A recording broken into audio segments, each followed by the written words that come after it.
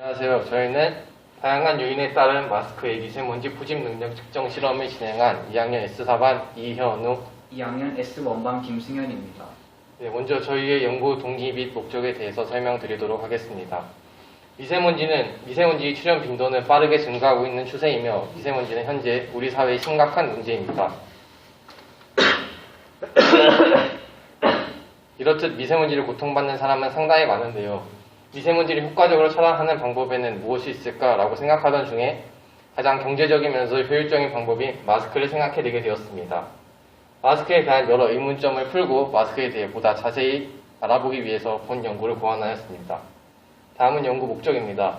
1. 각 종류별, 착용 횟수별, 보관 방법에 따른 마스크의 미세먼지 포집 능력을 측정하고 이와 관련된 구체적인 수치 및 정보를 제공하고자 합니다.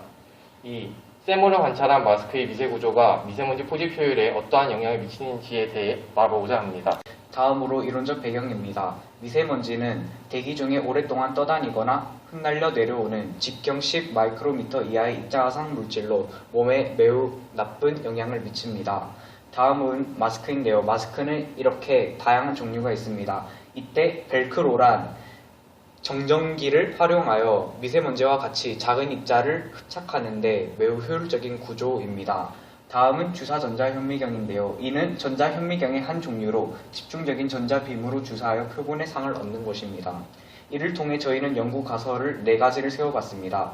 가설 1. 일회용 마스크, 면 마스크, 방진 마스크, KF80 마스크, KN95 마스크 순으로 미세먼지의 농도가 많이 상승할 것이다.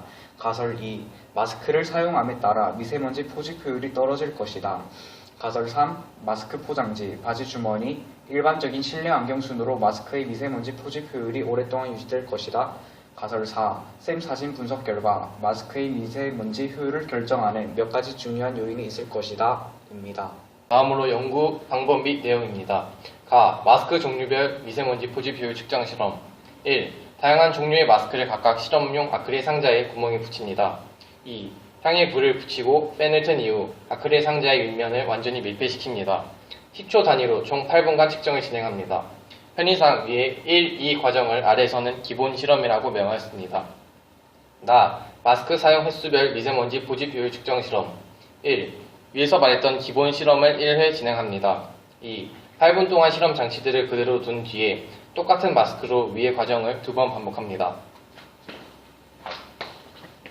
마스크 보관 방법별 미세먼지 포집 효율 측정 실험. 1. 기본 실험을 1회 진행합니다. 2. 마스크를 각각 일반적인 실내 환경, 바지 주머니, 마스크 포장지에 7시간 동안 보관하고 1에서 2 과정을 한 번 반복합니다. 주사 전자현미경을 이용한 마스크의 미세 구조 관찰. 1. 종류별로 각 마스크를 층마다 분리한 이후 샘을 이용하여 마스크의 미세 구조를 관찰합니다. 이 사진은 저희가 완성한 실험용 아크릴 상자의 모습이고 이 두 사진은 저희 실험의 기하학적인 사진입니다. 시작. 다음으로는 연구 결과입니다. 저희는 연구 결과를 이렇게 나타내 봤는데요. 포스터의 크기가 작아서 저희가 따로 정리해 봤습니다. 우선 첫 번째로 마스크 종류별 미세먼지 포집 효율 분석 실험입니다. 그 실험의 결과는 다음과 같은데 보면 아시다시피 일회용 마스크가 제일 미세먼지가 많이 농도가 증가하였고 그 다음으로 면 마스크, 방진 마스크, KF80 황사 마스크, 그 다음 KN95 황사 마스크 순으로 미세먼지가 적게 상승하였습니다. 다음은 마스크 사용 횟수별 미세먼지 포집 효율 분석 실험의 결과입니다. 여기서 보면 아시다시피 방진 마스크를 첫 번째 사용했을 때와 두 번째 사용했을 때는 큰 차이가 없는데 세 번째 사용했을 때는 미세먼지가 많이 증가했습니다. 이는 KF80 마스크도 마찬가지였습니다. 그리고 KN95 마스크는 첫 번째 사용 횟수에 비해 두 번째와 세 번째 사용했을 때 미세먼지가 초반에 많이 증가했음을 알 수 있습니다. 이를 종합해보면 모든 마스크는 점점 사용함에 따라 미세먼지 포집 효율이 점점 떨어지며 각 마스크마다 그 효율이 급격하게 저하는 고유한 사용 횟수가 존재한다는 것을 알 수 있었습니다. 마지막으로 주사전자현미경을 이용한 마스크의 미세구조 관찰 결과입니다. 우선 첫 번째로 일회용 마스크는 딴 마스크에 비해서 섬유가 매우 느슨하게 형성이 되어 있었습니다. 그리고 중간에 보면 이물질도 많이 끼어 있었습니다. 다음으로는 방진 마스크입니다. 방진 마스크는 활성탄 구조를 이루고 있다는 게 큰 특징이었는데요. 이 외에도 일회용 마스크에 비해서 섬유가 보다 촘촘하게 구성되어 있는 것을 알 수 있었습니다. 다음으로는 KF80 마스크입니다. KF80 마스크는 그 어느 마스크보다도 훨씬 더 촘촘한 섬유 조직을 이루고 있었습니다. 다음으로 면 마스크인데요. 면 마스크는 일회용 마스크에 비해서는 촘촘하게 구성되어 있었으나 KF80이나 KN95 마스크보다는 느슨하게 형성되어 있었습니다. 마지막으로 KN95 마스크는 비교적 섬유가 촘촘하게 구성되어 있었으며 제가 앞에서 설명해 드린 벨크로 구조를 띠고 있었습니다. 끝. 네, 마지막으로 연구 결론 및 제언입니다. 1.